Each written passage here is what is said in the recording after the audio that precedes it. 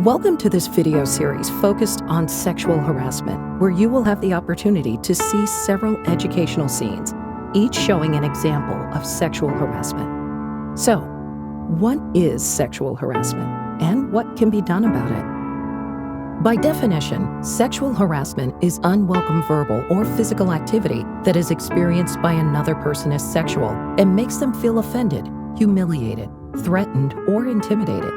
This activity can take many forms, including unwanted physical contact, sexual jokes, comments or threats, unwanted sexual advances, requests for sexual favors, and sexual gestures or looks.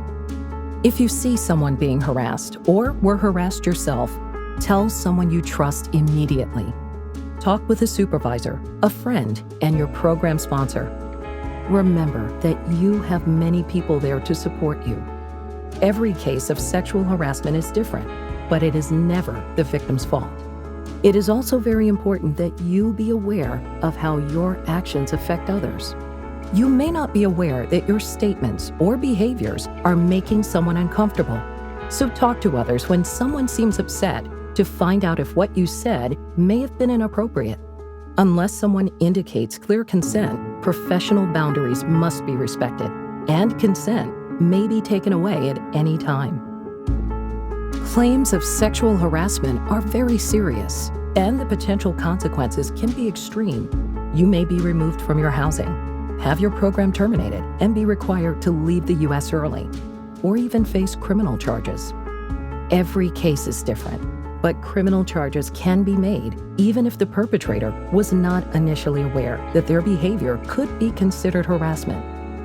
There are many resources available if you need help, or just someone to talk to.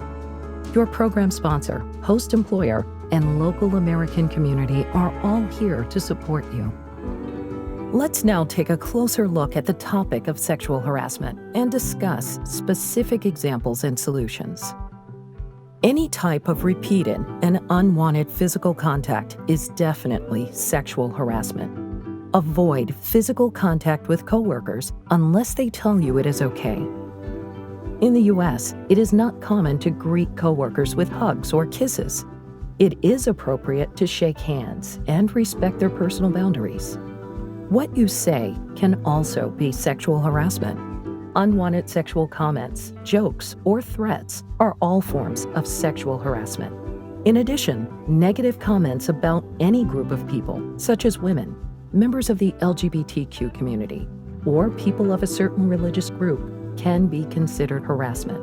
Even sexual looks or gestures can be considered sexual harassment if it makes a person feel scared or intimidated.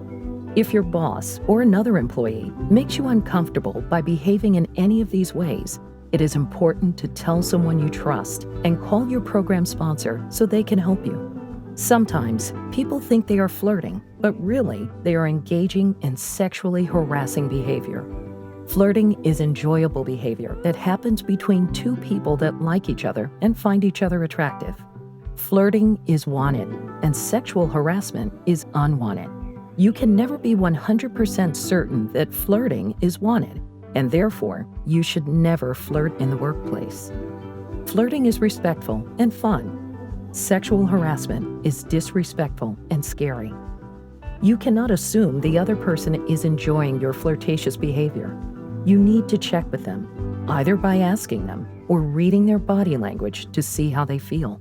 When we live and work in another culture, we can accidentally behave in socially unacceptable ways. Pay close attention to the body language of the person you are interacting with. If they move away from you, if their face or body shows fear or tension, or if they stop responding to you and look away, immediately stop what you are doing. You should ask them if your behavior is making them feel uncomfortable. If they tell you that they are uncomfortable, stop what you are doing. Never argue with them or try to convince them to change their mind. You will now watch a short video showing sexual harassment between two people who used to date. As you watch the video, pay attention to how Alex's body language and tone of voice changes. Ending a relationship is never easy. It is even more difficult when you work together. When Alex and Christian ended their relationship, they agreed to remain friendly at work and not let it interfere with their jobs. But sometimes things don't work out according to the plan. What is it? It's just that, well, at the end of summer, you're going home. And I'll still be here, and we work together, and I don't know. So what? You don't want to see me anymore? We're still gonna see each other at work, and I really just don't want it to be weird. Yeah, I know, but what about hanging out? What about everything else? I'm sorry. Can't we just be friends instead?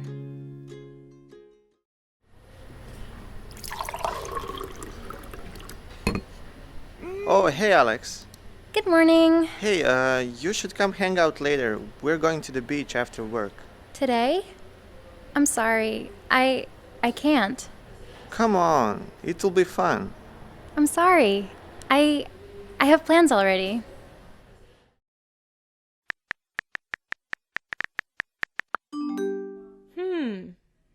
Hey, I wish you came to the beach earlier. What about this weekend? Plans? Actually, yeah. I'm busy. I miss hanging out with you. I'm sorry. I'm busy. I have to go. Please stop bothering me so much. Oh, hey Alex. I was just thinking about you. I'm really tired, Christian. I have a ton of work to finish. Can I help? I bet I can cheer you up. I don't think so. Actually, it's probably better if we stop texting too. Come on, you still like me a little. I can tell. Stop being so weird. You're making me nervous. What about a little kiss? Just to remember me by then, that's all. Christian! Excuse me? Is everything all right here? Yeah, it's fine. We're just having coffee. Okay, Christian, this is serious. 2 of your coworkers reported this incident to Human Resources, and it's on video. I've already contacted your program sponsor, and they're going to be calling in to discuss the consequences of your actions. Even if you have dated a person in the past, it does not mean you can still have physical contact with that person. Consent may be taken away at any time. When a person tells you to stop doing something, even if they are laughing or smiling, you must stop. Understand your host employer's policy about sexual harassment and what the consequences are. If you experience or witness harassment at work, notify your host employer and contact your program sponsor immediately. Alex is showing her growing discomfort with Christian's actions long before she tells Christian directly that she is uncomfortable. Be sensitive to the people around you and always respect another person's boundaries, even if you had a romantic relationship with that person before. As you can see, there were consequences for Christian when HR and his sponsor became involved. If you are accused of sexual harassment, you may face consequences at work, including a written warning, suspension, or even losing your position. You may also face legal, housing, or program consequences.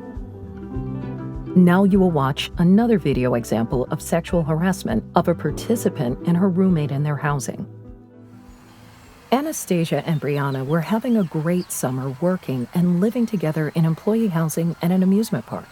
When the air conditioner broke in their room, management sent a maintenance worker to look at the broken air conditioner. Hey Taylor, what's up? Hey ladies, I just got a call about your apartment. What's up? It's so hot in here. No AC, huh? Yeah, it broke yesterday. I couldn't even sleep last night. Alright, let's take a look. Sorry. It's kind of a mess in here. We just got off work like 5 minutes ago. Guys, I don't care. I'm just gonna take a quick look. I don't know. We just pressed the button like always, but now only hot air comes out. See? Just hot air. So, how has your summer been? It's been fine. You know, we should hang out sometime. I don't know.